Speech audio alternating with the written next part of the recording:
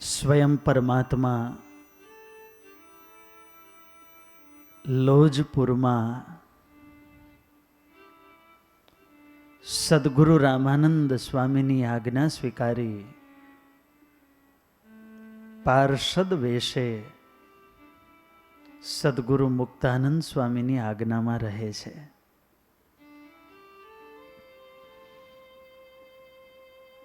જે પરમાત્માનું એક નામ છે વ્રાત રક્ષૈક દીક્ષે, જેમણે પોતે દીક્ષા લીધી છે. કઈ દીક્ષા? વ્રાત. જે જીવ પોતાના શરણે આવે તો એની રક્ષા એક દીક્ષે, કે એનું સર્વ પ્રકારે રક્ષણ કરવું. એવા ભગવાન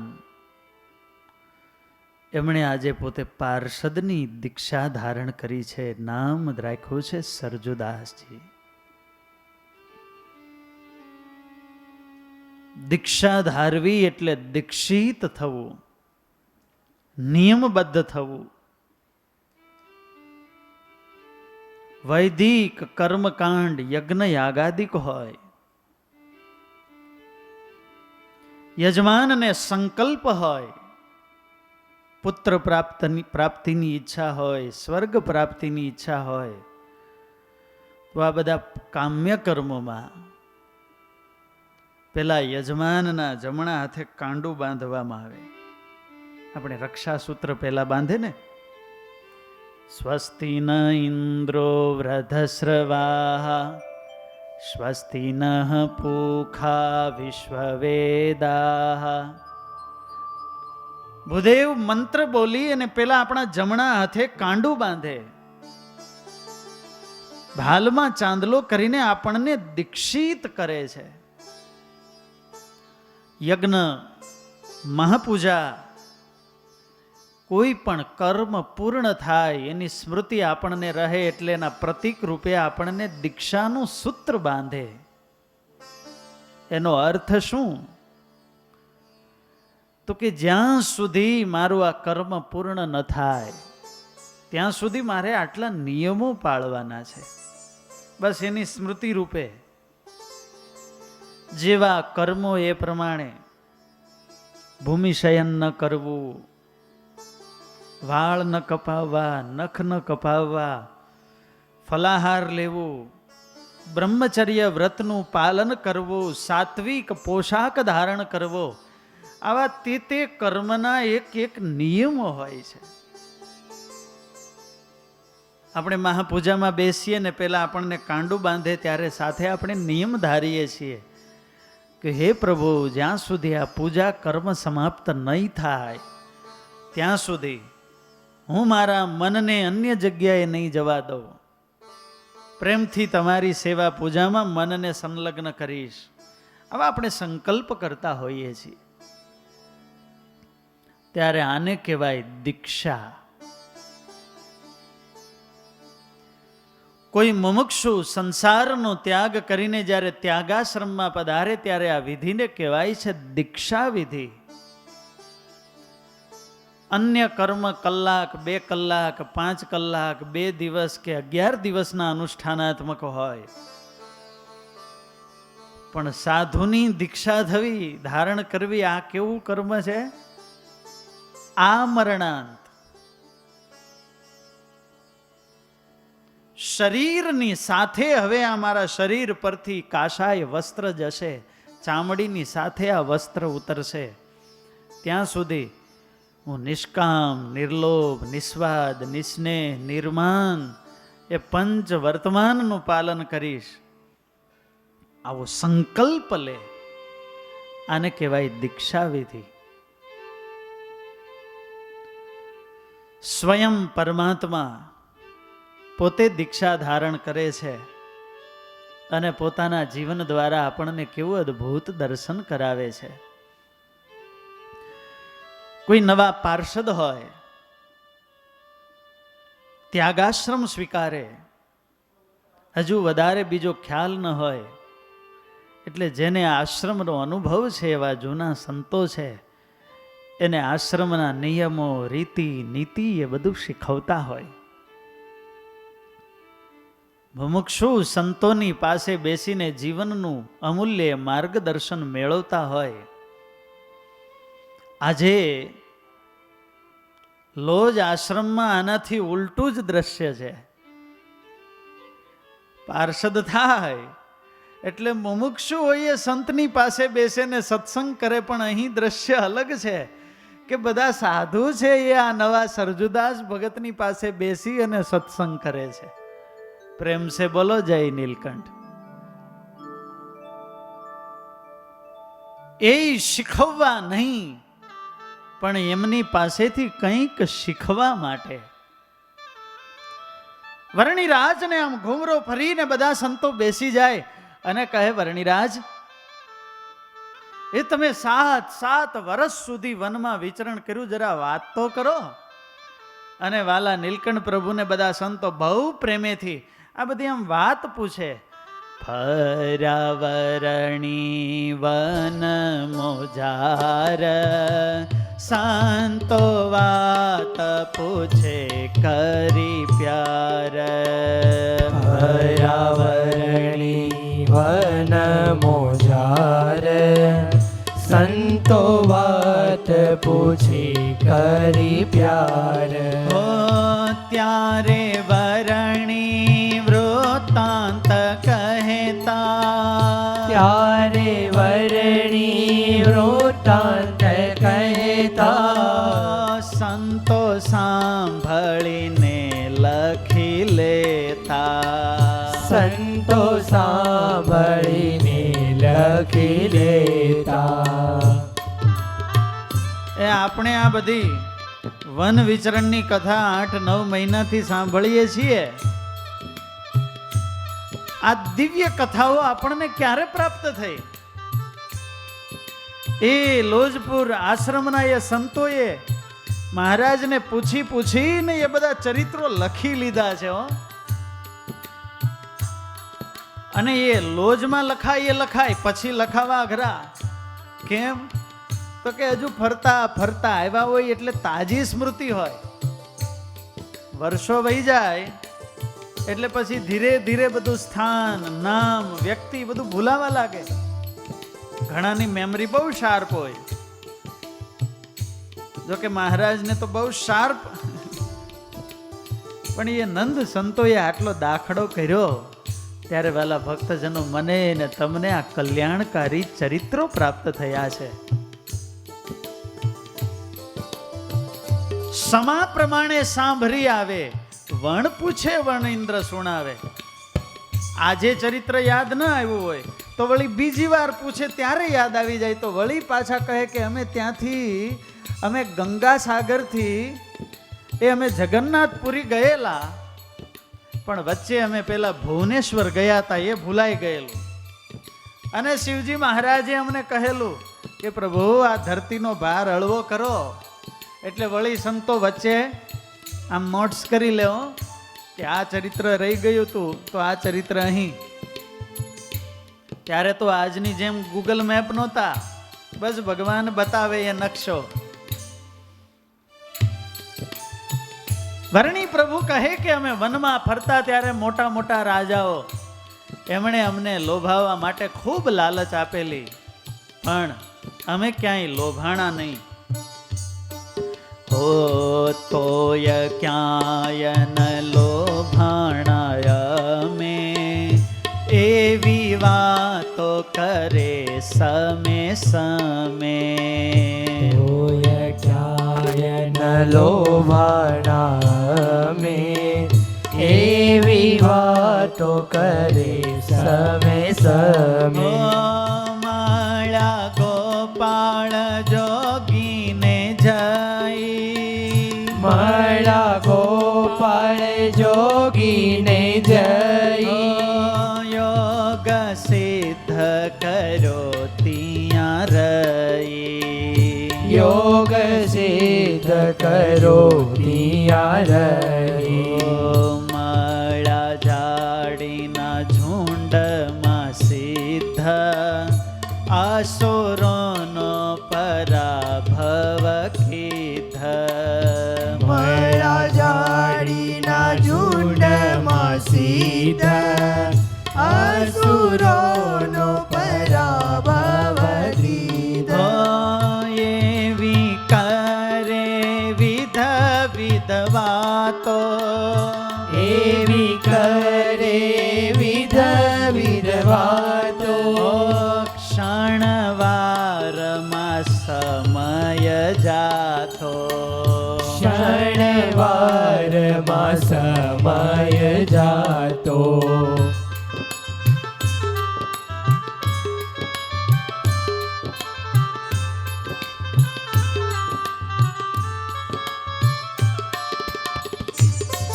બહુ સરસ મજાની વાતો ચાલતી હોય તો કેમ આખી રાત પસાર થઈ જાય ખબર પડે હે?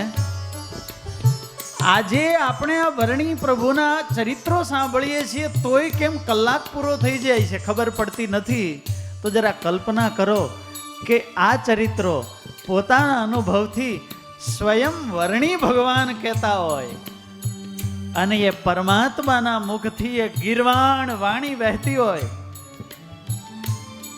ત્યારે એ વાતાવરણ કેવું હશે? એ સંતો, એ લુજપુર આશ્રમના વૃક્ષો, એ વૃક્ષની ડાળી પર બેઠેલા એ પક્ષીઓ જેના કાને આ શબ્દ પડ્યા છે ને એ બધાયના કલ્યાણ મારા પ્રભુએ કરી દીધા છે.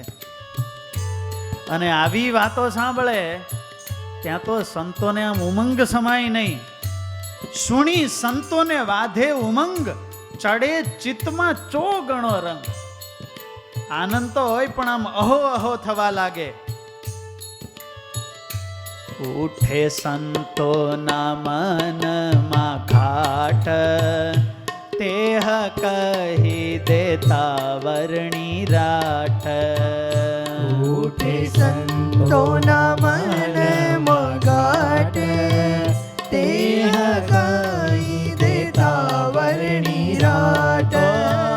એવું જોઈ અલૌકિક પાણો, એવું જોઈ અલૌકિક પણો.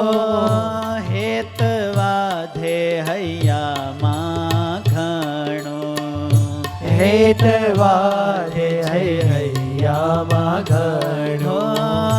હેતવાધે છે હૈયામાં ઘણો. એક તો આટલું હેત સહેજે સહેજે થતું હોય અને એમાં ભગવાનના આવા ઐશ્વર્ય પ્રતાપ એનાથી યુક્ત ચરિત્રો સાંભળે સંતોને તો વર્ણી પ્રભુમાં અપાર હેત થઈ ગયું.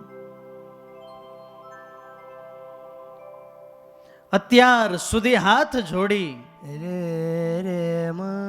જી હા કહીને એ સંતોની આજ્ઞામાં રહેતા સેવા તો કરે જ છે.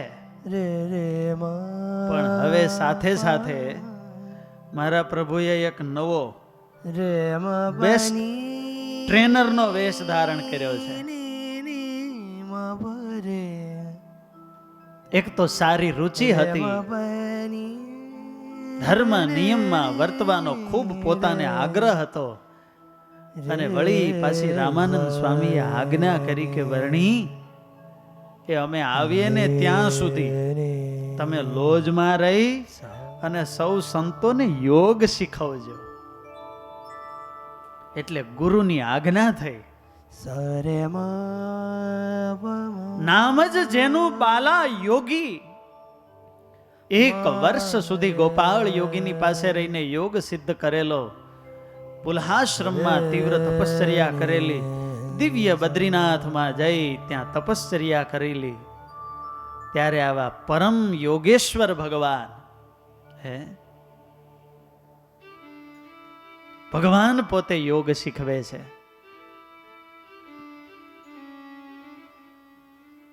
વન વિચરણમાં ફરતા અને બધે યોગીઓ મળતા ને ત્યારે યોગીઓને પાસે જઈને એમ કહે કે યમ નિયમ આસન પ્રાણાયામ દ્વારા શ્વાસને બહુ લાંબા કરી અને આ કાયાની અંદર હજારો વર્ષ રહેવું એટલું જ આ જીવનનું ફળ નથી. ભગવાનનું સ્મરણ રહે, ભગવાનમાં વૃત્તિ રહે, એ જ સાચું જીવન છે. માટે યોગ તો બરાબર, પણ હવે એનું ફળ છે ભગવાનનું સ્વરૂપ, ભગવાનની મૂર્તિ, એનું ધ્યાન. માટે હવે યોગની સાથે સાથે ભગવાનની ભક્તિ કરો. યોગીઓને શું કહેતા? કે ભક્તિ કરો. અને અહીં આશ્રમમાં રામાનંદ સ્વામીના એ શિષ્યો, ભક્તિ માર્ગના ઉપાસક પ્રવર્તકીય સંતો, ઉદ્ધવ સંપ્રદાય, સાકાર ઉપાસના અને ગુરુ આજ્ઞાથી નિરંતર ભગવાનની ભક્તિ જ કરતા હતા. તો એ ભક્તિ માર્ગીય સંતોને શું આજ્ઞા કરે છે? કે તમે યોગ શીખો. પ્રેમ સે બોલો જય નીલકંઠ. બાલા ભક્તજનો, ભક્તિ જ જો સાધ્ય હોય તો યોગ શા માટે?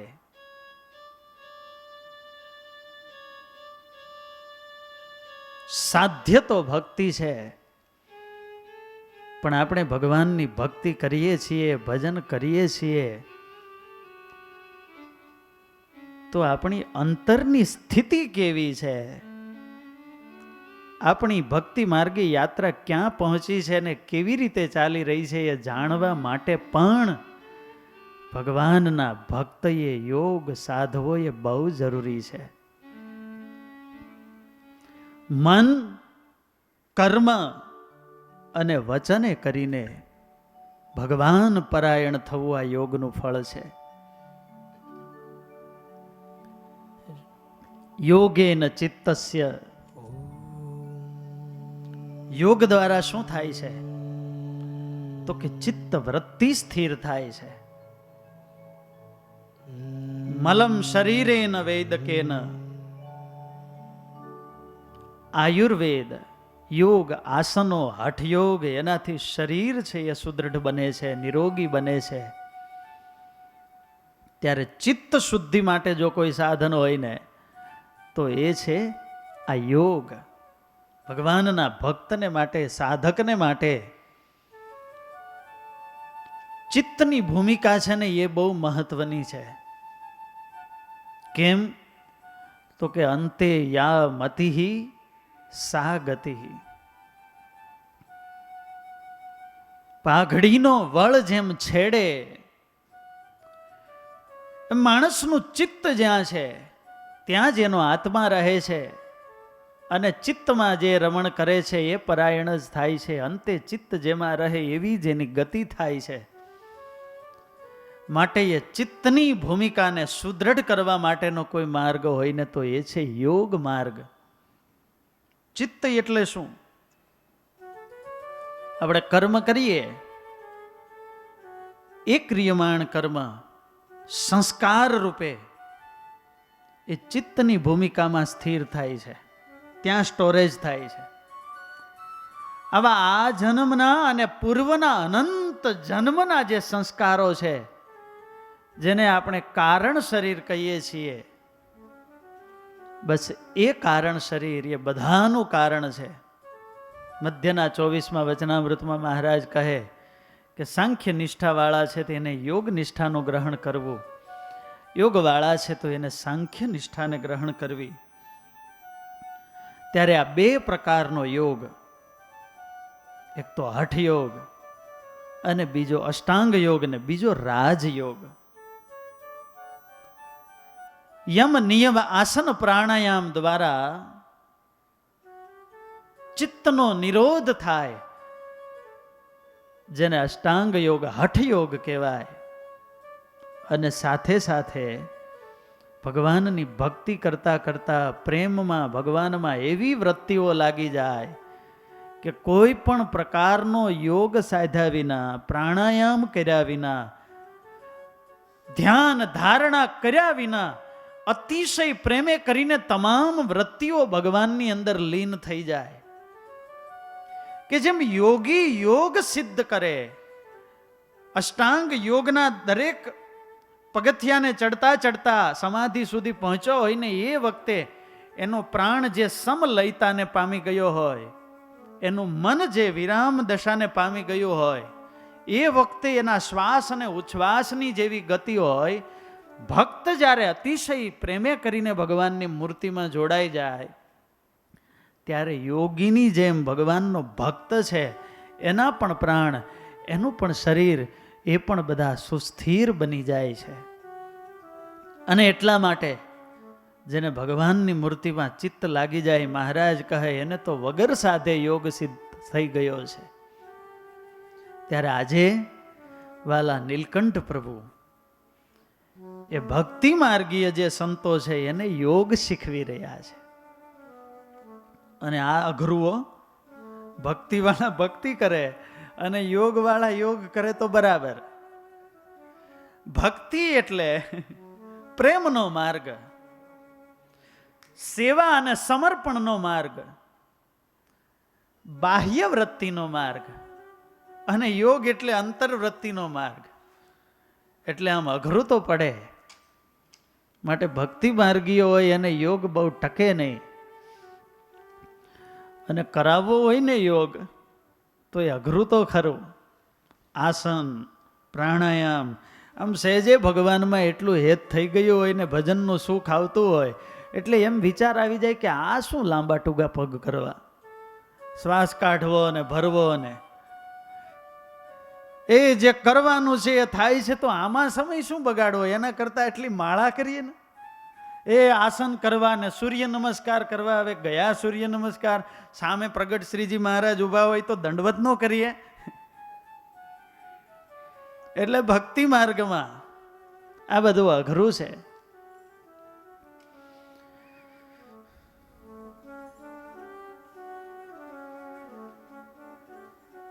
ભક્તિશીલ સાધકને યોગ શીખવવો અઘરો છે. પણ કોઈ યોગી હોય ને એના હૃદયમાં ભક્તિ આવી જાય ને, યોગીને ભગવાનમાં વળવું બહુ સહેલું. કેમ? તો કે આપણને જે સાધનો મળ્યા છે, ઇન્દ્રિયો, અંતઃકરણ, યોગી છે એને સંયમિત રાખી શકે છે.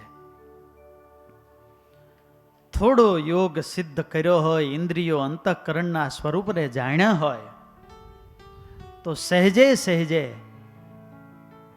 એ ભગવાનના સ્વરૂપમાં રહે. આ યોગ વિના પણ ભક્તિ તો થાય, ભક્તિનું સુખ તો આવે, પણ રિયલ ટેસ્ટ લેવો હોય ને તો થોડો યોગ તો બહુ જરૂરી. અને વચનામૃતના પાને પાને મહારાજે આજ કહ્યું છે. પહેલું જ વચનામૃત શું કહે છે મહારાજ? મનની વૃત્તિ ભગવાનના સ્વરૂપમાં અખંડ રાખવી એ કઠણમાં કઠણ સાધન છે. આખા યોગનું ફળ શું? તો કે ચિત્ત વૃત્તિ નિરોધ. જે વૃત્તિ બાહ્ય જગતમાં ભટકે છે એ વૃત્તિને પોતાના ધ્યેયમાં લીન કરી દેવી આ યોગની ચરમ દશા છે.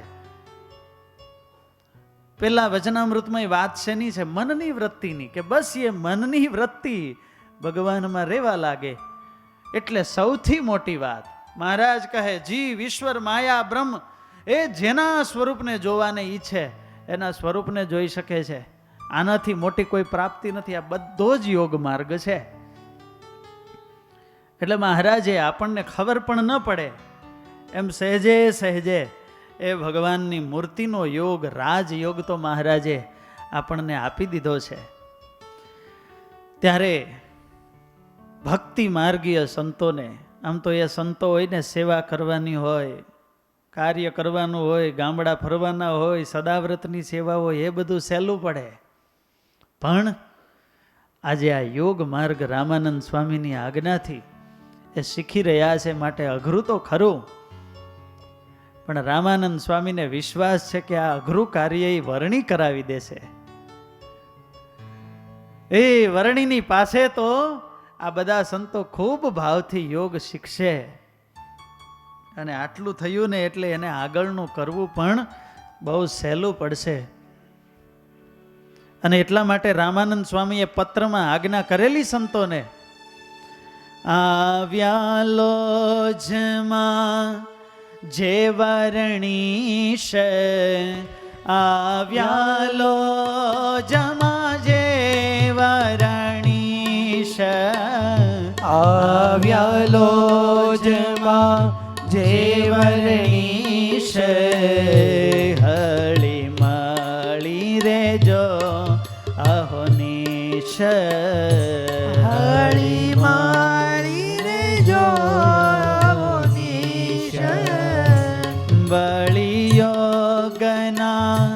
જે 8 અંગ વળી યોગના જે 8 અંગ સંતોષી ખજોયાણી ઉમંગ તો શીખજો તાણી ઉમંગ.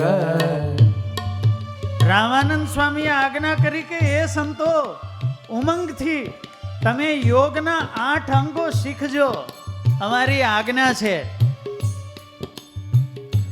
યોગ શીખે શીલ સચવાય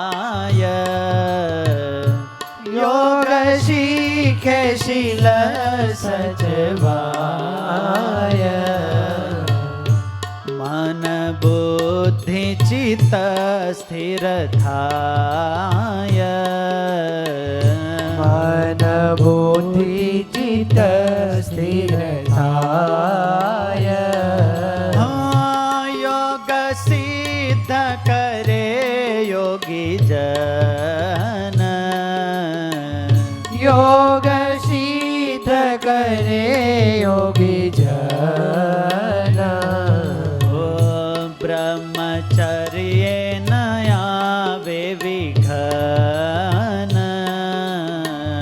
બ્રહ્મચર્ય નયાવે વિઘન માટે શીખજો અવશ્ય તમે માટે શીખજો અવશ્ય તમે વળિયા પૂછું આશીષ અમે વળી આપું છું આશીષ અમે તમે રહેશો સદાય વિકારી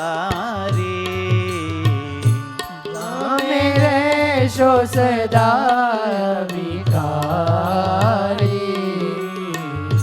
નહીં આવે વિઘન લગારી નહીં આવે વિઘન લગારી. રામાનંદ સ્વામીએ સૌ સંતોને આજ્ઞા કરી કે હે સંતો, હે તમારે શુદ્ધ બ્રહ્મચર્ય વ્રતનું પાલન કરવું હોય, ભગવાનમાં વૃત્તિ રાખવી હોય તો તમારે બધાએ યોગ અવશ્ય શીખવો પડશે. આ વર્ણી પાસે તમે યોગ શીખજો. અમારા તમને આશીર્વાદ છે કે અમારી આજ્ઞાથી જો તમે આમ કરશો ને તો તમારા બ્રહ્મચર્ય વ્રતમાં ક્યારેય વિઘ્ન નહીં આવે. બ્રહ્મચર્ય છે બ્રહ્મ સમાન. આવું મહાવ્રત.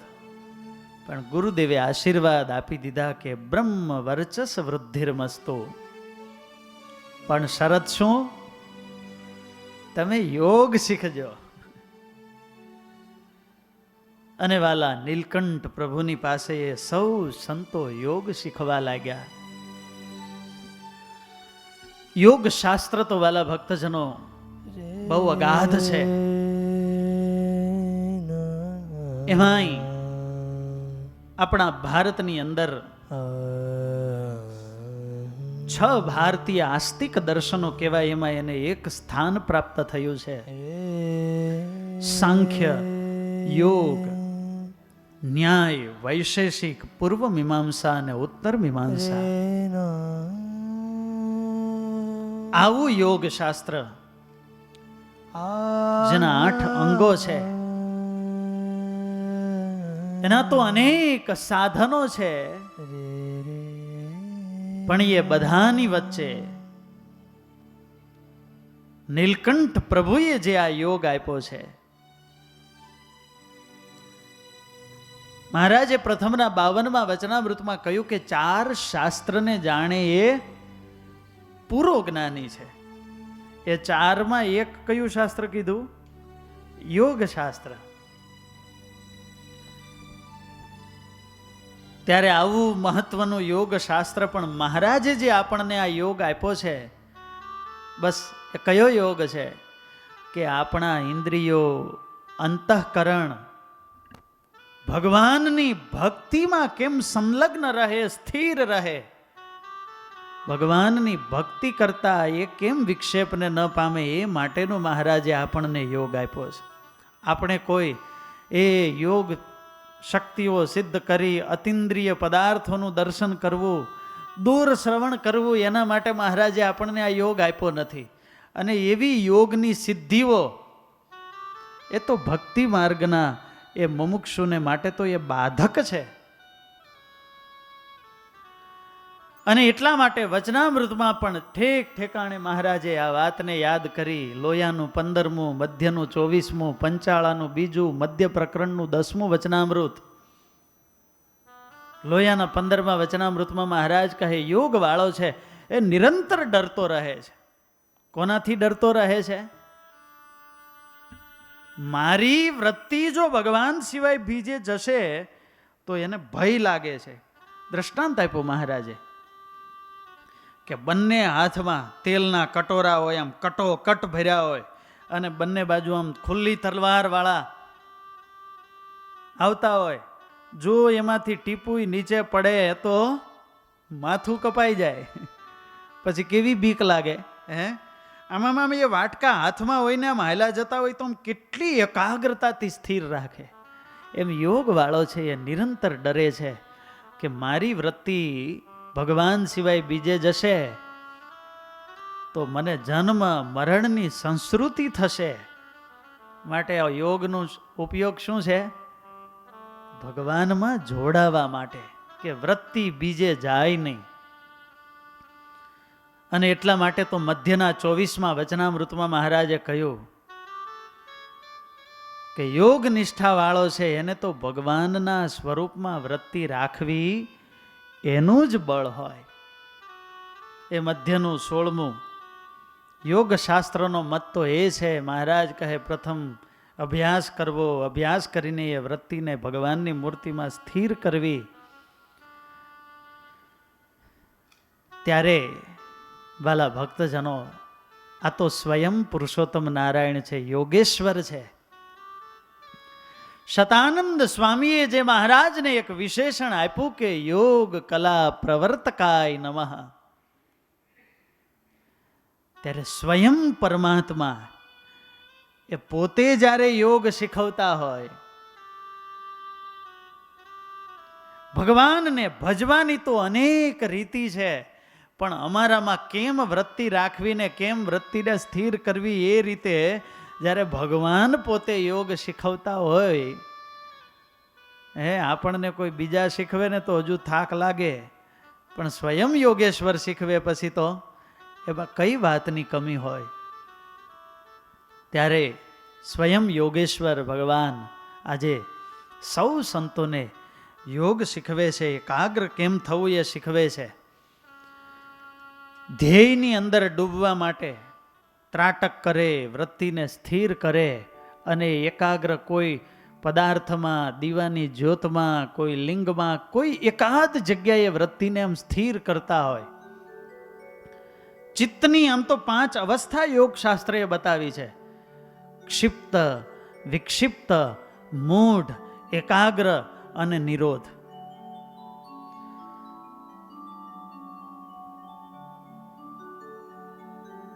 આજે આપણે યોગ શીખતા હોઈએ છીએ અને ધ્યેય તદાકાર વૃત્તિ થઈ જાય અને બહુ આનંદ આવી જાય. એ ચિત્તની એકાગ્ર છે વૃત્તિઓ, હજુ નિરોધ નથી. નિરોધ તો એ ભગવાનની મૂર્તિમાં એ વૃત્તિઓ લીન થાય ત્યારે થાય. આ જે યોગ આપણે શીખીએ છીએ એ દ્રષ્ટિએ તો નિરોધની સ્થિતિ મેળવવી બહુ દુર્લભ છે. ત્યારે એ વૃત્તિને કેમ ભગવાનમાં જોડવી એ મહારાજે સંતોને શીખવતા ગુણાતીતાનંદ સ્વામીએ કહ્યું કે સાચો આનંદ તો પ્રતિલોમમાં જ છે. ત્યારે કેવો આનંદ એ આજે વર્ણી પ્રભુ બધાને શીખવી રહ્યા છે કે પહેલાં તો ધ્યેયમાં લીન થવું હોય તો સામે કોઈ આકાર જોઈએ, અને પ્રથમ એમાં દ્રષ્ટિ સ્થિર થાય, ઇન્દ્રિયની વૃત્તિ સ્થિર થાય એટલે અંતઃકરણની ધારાઓ એમાં સ્થિર થાય, અંતઃકરણ સ્થિર થાય એટલે બધી વૃત્તિઓ એમાં લીન થાય અને પછી યોગ સિદ્ધ થાય. ત્યારે પ્રારંભમાં તો કોઈ જગ્યાએ વૃત્તિને સ્થિર કરવી પડે અને કોઈ આલંબન જોઈએ.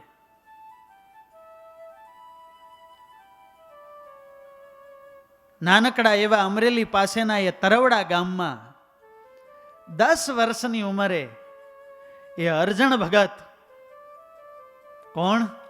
ગુરુદેવ શાસ્ત્રીજી મહારાજ. હજુ તો 10 વર્ષની ઉંમર છે અને ગામમાં સમર્થ સદગુરુ બાલ મુકુદાસજી સ્વામી સંત મંડળ સાથે પધાર્યા. આજે પણ આ મંદિર તરવડામાં વિદ્યમાન છે. હજુ એનું એ સિંહાસન ઠાકોરજી છે. બાલ મુકુદાસજી સ્વામી વખતે જે મોગરો, બટ મોગરો, અને એ મોગરાનું એક છોડ હતો. આશ્ચર્ય થશે કે આજે પણ હજુ એ મોગરો પણ એ મંદિરમાં એ મોગરાનો છોડ હજુ છે. કથા વાર્તા કરતા હતા ને એ વખતે એ 10 વર્ષની ઉંમરે અરજણ ભગતે પ્રશ્ન પૂછ્યો કે સ્વામી, એ મને ધ્યાન કરતા શીખવો ને. આવો જ પ્રશ્ન, ક્યાં એકાગ્ર થવું, એ ભગવાનનું ધ્યાન કેમ કરવું સ્વામી, મને શીખવો ને. અને ત્યારે બાલ મુકુંદ સ્વામીએ કહ્યું કે અરજણ, તને સૌથી વધારે શું ગમે? મોરના ઈંડાને ચિતરવા ન પડે. આજના છોકરાને પૂછ્યું હોય તો શું કહે? 1+. શું નામ લે કઈ નક્કી નહીં. અરજણ ભગતે કીધું કે સ્વામી, એ મને આ ઠાકોરજીનું સિંહાસન, અને એ સિંહાસનમાં આ સરસ મજાના જે આ ટાચકા લટકી રહ્યા છે ને, હું ભગવાનના દર્શન કરું પછી એની સામે આમ જોયા જ કરું. આ ટાચકા કેવા સરસ અલગ અલગ કલરના છે. તને આ ટાચકા ગમે? હા સ્વામી. તો અરજણ, એ તારે પેલા એ ટાચકાની સામે જોઈ રહેવું, એક ધારું એ ટાચકાની સામે જોયા જ કરવું, દ્રષ્ટિને એમાં સ્થિર કરી દેવી. અને જ્યારે બધી જ વૃત્તિ એ ટાચકામાં સ્થિર થઈ જાય પછી એ ટાચકાની જગ્યાએ ભગવાનની મૂર્તિને રાખી દેવી, અને બસ એ એકાગ્ર વૃત્તિ ભગવાનની મૂર્તિમાં રહે, એ જ ધ્યાન. ત્યારે આવી ધ્યાનની રીતિ બાલ મુકુદાસજી સ્વામીએ અરજણ ભગતને 10 વર્ષની ઉંમરે શીખવેલી. બોલો. ત્યારે મહારાજે આપણને વૃત્તિ સ્થિર કરવા માટે પોતે પોતાનું સ્વરૂપ આપ્યું છે. ક્યાં સ્થિર થવું? મહારાજની મૂર્તિમાં. પેલા યોગ માર્ગે પ્રારંભમાં ક્યાંક સ્થિર તો થવું પડે. શ્રીજી મહારાજની અદા જોઈએ. મહારાજ શું કરતા? નિયમ ચેષ્ટામાં આવે છે. આમ મહારાજ આમ નાસિકાગ્ર વૃત્તિ રાખી અને બેસી જતા, અથવા તો ખુલ્લી આંખે મહારાજ એક જગ્યાએ આમ વૃત્તિને સ્થિર રાખી અને ધ્યાન કરતા. નિષ્કુળાનંદ સ્વામીએ લખ્યું છે, મૂર્તિઓને પ્રણામ કરતા બહુ વાર સામો જોઈ રહેતા. ભગવાનના મૂર્તિના દર્શન કરતા હોય તોય શ્રીજી મહારાજ આમ એક ધારો આમ એકાગ્ર વૃત્તિથી એની આમ સામે જોઈ રહેતા. એનાથી શું થાય કે આપણી વૃત્તિઓ બધી સ્થિર થઈ જાય. નેત્ર કમળને મીચી અને વૃત્તિને એકાગ્ર કરતા. ત્યારે ભગવાનમાં વૃત્તિને જોડવા માટે અનેક રીતિઓ છે. વરણી પ્રભુ શું કરતા? કયો રાખશે? વર્ણી વેશ દ્રષ્ટિ અનિમેષ, બ્રહ્મ સ્થિતિમાં રહે હંમેશ. કેવી દ્રષ્ટિ રાખતા મહારાજ? નાસાગ્ર દ્રષ્ટિ રાખતા અને બ્રહ્મ સ્થિતિમાં નિરંતર વર્તતા. ત્યારે દ્રષ્ટિ સ્થિર થાય એટલે પેલા યોગમાં આવે ઇન્દ્રિયોને જીતવી. કારણ કે દ્રષ્ટિ સ્થિર થાય તો પછી મન અંતઃકરણ સ્થિર થાય. મનને આપણી દ્રષ્ટિની સાથે બહુ જોડાણ છે. જ્યાં દ્રષ્ટિ જાય પાછળ પાછળ મન જાય.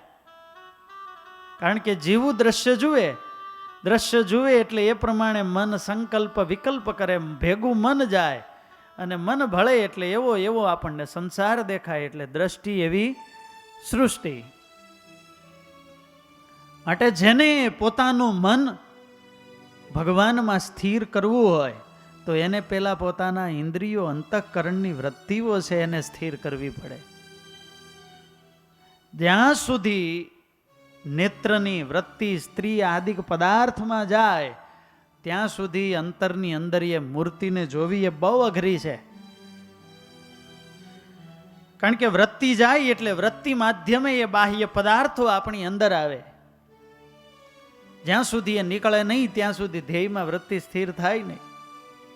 માટે પહેલા જ અંદર નાખવું, પછી કાઢવા માટે પ્રયાસ કરવો, એની સામે લડવું, શત્રુને શસ્ત્ર આપવા ને પછી લડવું, એના કરતાં મહારાજ કહે વૈરાગ્યવાળા કરતાં નિયમવાળાને ઇન્દ્રિયો વહેલા જીતાય છે. કે એવા પદાર્થ કે વિષયની સામે જોવું જ નહીં. ત્યારે આજે વાલા નીલકંઠ પ્રભુ પોતે યોગ શીખવી રહ્યા છે. અને આ કથા વિહારીલાલજી મહારાજે હરિલીલામૃતમાં બહુ સરસ કરી છે. ત્યારે આપણે હરિલીલામૃતના આધારે વર્ણી પ્રભુ જે યોગ શીખવી રહ્યા છે, આવો આપણે પણ એના ક્લાસની અંદર બેસીએ.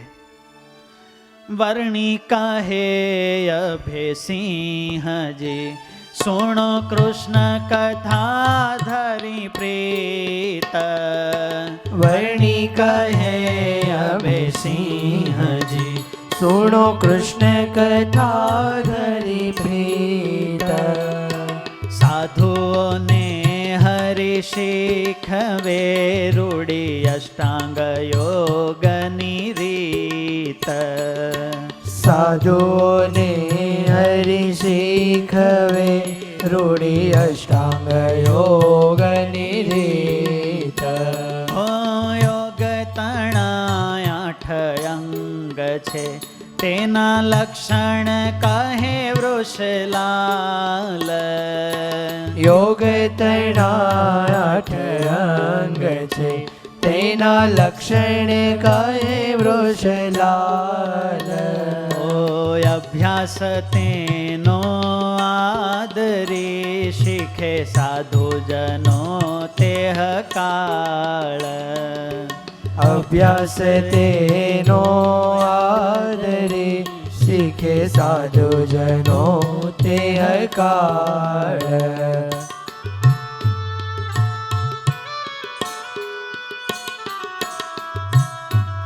ભક્તિ માર્ગીય એ સંતો, પણ એને ગુરુની આજ્ઞા થઈ.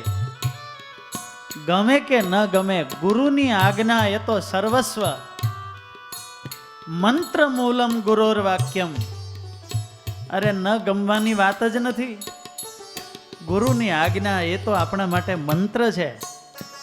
બસ આપણે તો ગુરુ આજ્ઞાથી પ્રયાસ કરવાનો છે. એટલે ઘણા સંતો તો એવા હતા, વર્ણિકાએ પગ લાંબા કરો, હવે અંગૂઠા પકડો, હાથ પશ્ચિમોત્તાનાસન, પણ આમ કમર વળવી જોઈએ ને, કરો પ્રયાસ. ગુરુદેવની આજ્ઞાથી એ સંતો પ્રયાસ કરે અને યોગના 8 અંગની શિક્ષા આપે છે મહારાજ. કયા અંગો છે?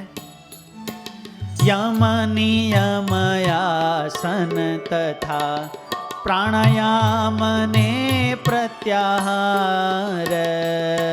યમ નિયમ આસન તથા પ્રાણાયામ ને પ્રત્યાહાર. ધારણા ધ્યાન સમાધિ છે અંગ 8 છે પ્રકાર. ધારણા ધ્યાન સમાધિ છે અંગ 8 છે પ્રકાર. યમ નિયમ આસન પ્રાણાયામ પ્રત્યાહાર ધારણા ધ્યાન અને સમાધિ યોગના 8 અંગો છે. એક પછી એક અંગોને સિદ્ધ કરવા આવો યોગનો ક્રમ છે. પ્રથમ આવે યમ, પછી આવે નિયમ, પછી આસન, પછી પ્રાણાયામ. જેમ આપણે એક એક પગથિયું ચડતા જઈએ એમ આપણી ઉપર ને ઉપર ગતિ થતી જાય. એમ યોગનું આ એક એક પગથિયું ચડતા જાય એટલે અધ્યાત્મ માર્ગે ઉન્નત દશા પ્રાપ્ત થતી જાય.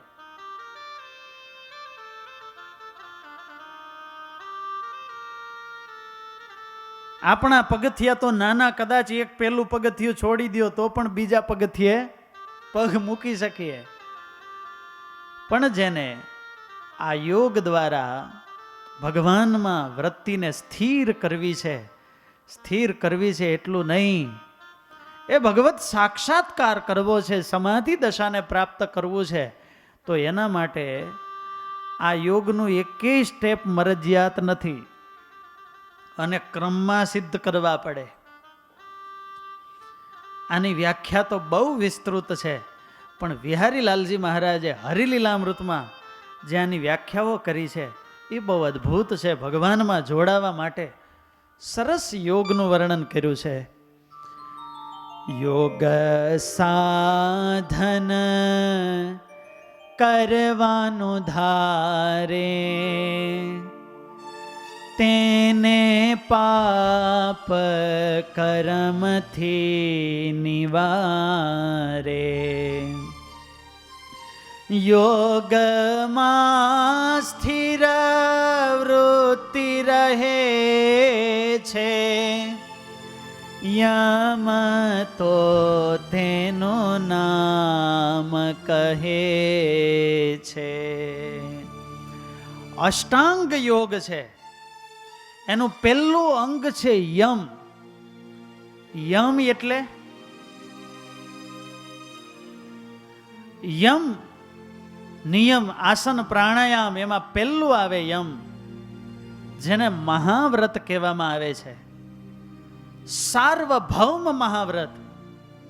તમે ભારતમાં હો કે અમેરિકામાં, આ 5 જે સાર્વભૌમ મહાવ્રત કયા? યમ જેને કહેવાય છે, સત્ય, અહિંસા, બ્રહ્મચર્ય, અસ્તેય અને અપરિગ્રહ.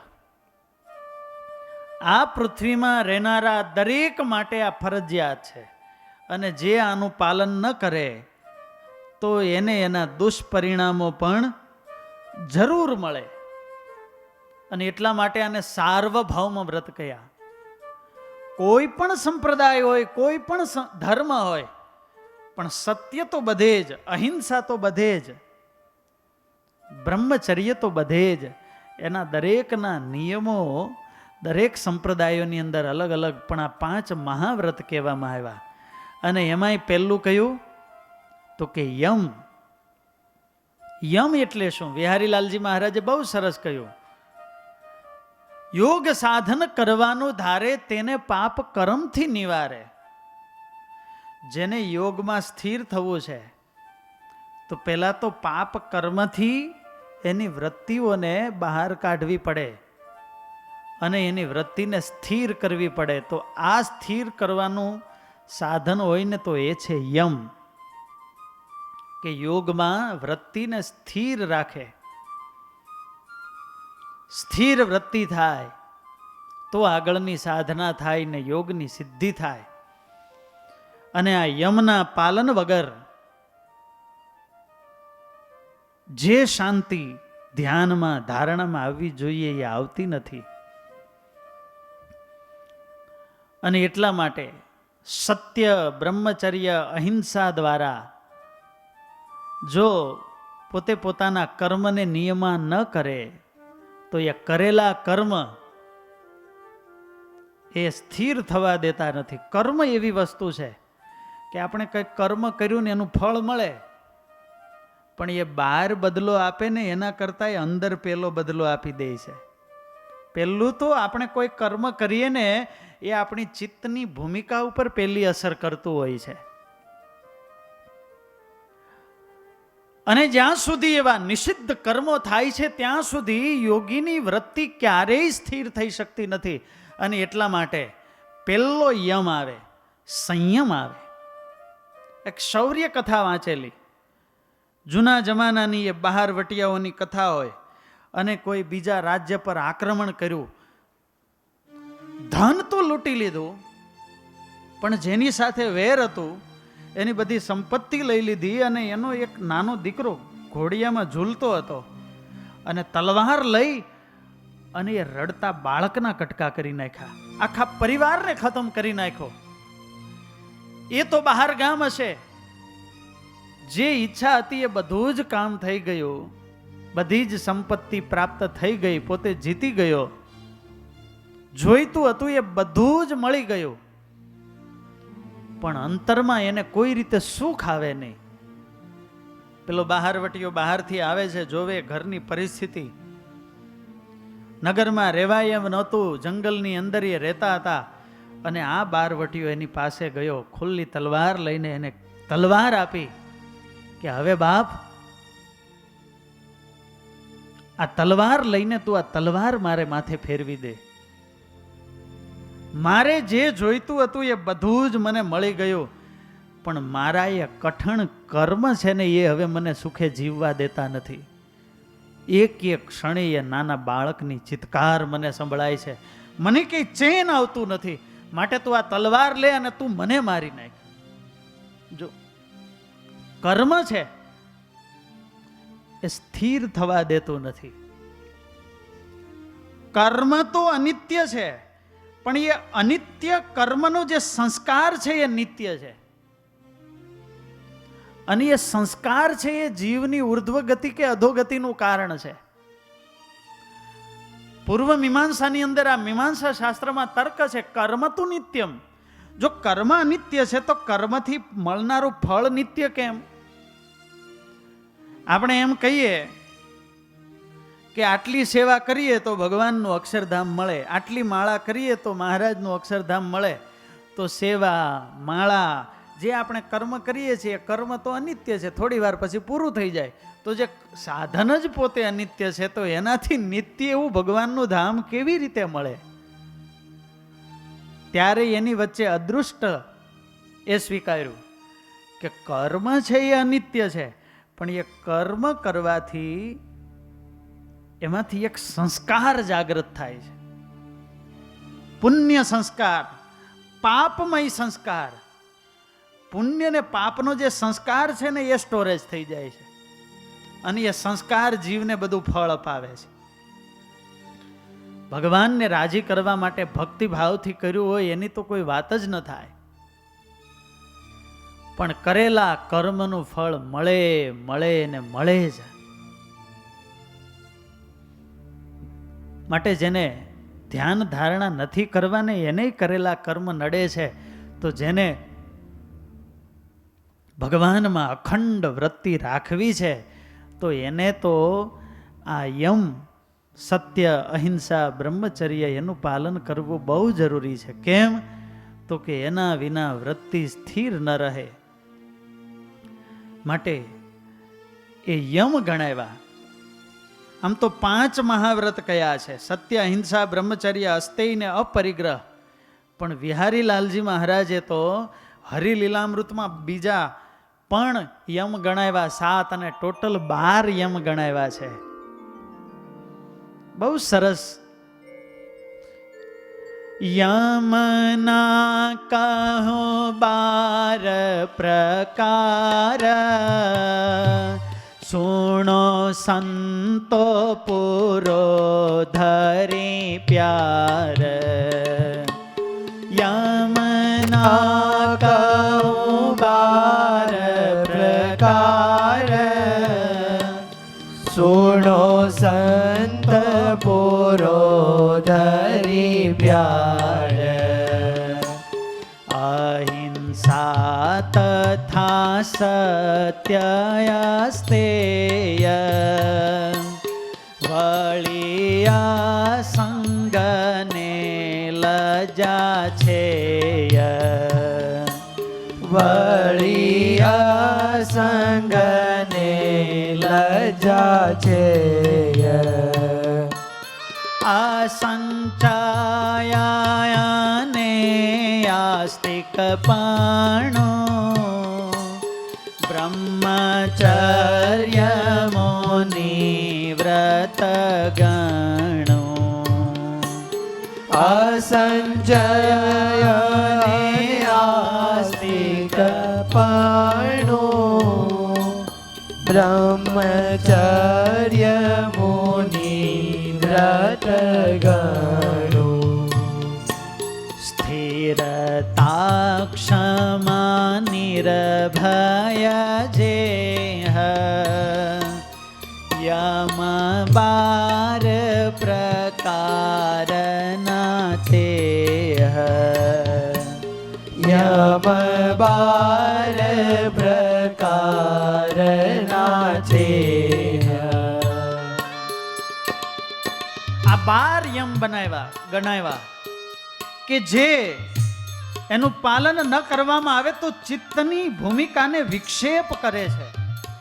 સત્ય, અહિંસા, અસ્તિ, અપરિગ્રહ, લજ્જા, અસંચય, આસ્તિકપણું, બ્રહ્મચર્ય, મુનિવ્રત, સ્થિરતા, ક્ષમા અને નિર્ભયપણું આ ગુણ છે.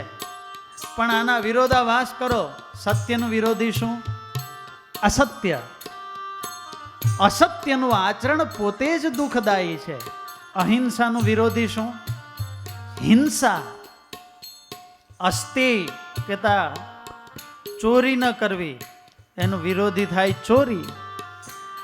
આસક્તિ, નિર્લજ્જપણું, સંગ્રહખોરી, નાસ્તિકપણું, વ્યભિચાર, બહિર્વૃત્તિ, અસ્થિરતા, વેરભાવ, ભય આ બધાય ચિત્તની ભૂમિકાને વિક્ષેપ કરનારા છે. અને એટલા માટે પ્રથમ સ્ટેપમાં યમ ગણાયો કે યમથી શું થાય? યોગમાં સ્થિર વૃત્તિ રહે છે. યમ તો તેનું નામ કહે છે.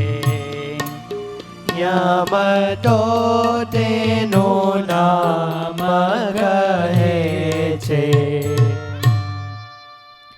માટે જેને સ્થિર વૃત્તિ રાખવી હોય તો એને આ 12 પ્રકારનો યમ એ સિદ્ધ કરવો અને ભગવાનમાં વૃત્તિ રાખવી. વાલા નીલકંઠ પ્રભુ એ સંતોને આવી રીતે અષ્ટાંગ યોગની સાથે રાજયોગ પણ શીખવી રહ્યા છે.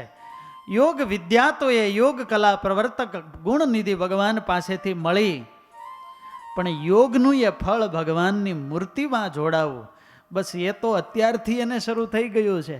આમ વર્ણી પ્રભુ આમ એવી મીઠી મીઠી ભાષામાં બોલતા હોય અને સંતો નિર્નિમેષ દ્રષ્ટિથી નીલકંઠ પ્રભુના એ ચાંદ જેવા મનોહર મુખડાના દર્શન કરતા જાય અને એ મૂર્તિનું અખંડ દર્શન કરતા કરતા જાણે એમાં આમ સ્થિર થઈ જાય. ત્યારે વગર સાથે યોગ તો એને થઈ જ ગયો છે. ત્યારે એવી અદ્ભુત, આમ તો ઘણા દિવસ સુધી મહારાજે આ યોગ શીખવો તો આપણે થોડા દિવસ તો વર્ણી પ્રભુના મુખે આમ શીખવો અઘરો છે હો. અને આમ જિંદગીમાં ક્યારે યોગ કથા કરીશું ખબર નથી ભાર્ગવભાઈ. ત્યારે આમ નહીં, આપણે દરરોજ હવે આ યોગ શાસ્ત્ર ચાલે ને ત્યાં સુધી 4:30. બોલો નીલકંઠ વર્ણીન્દ્ર ભગવાનની.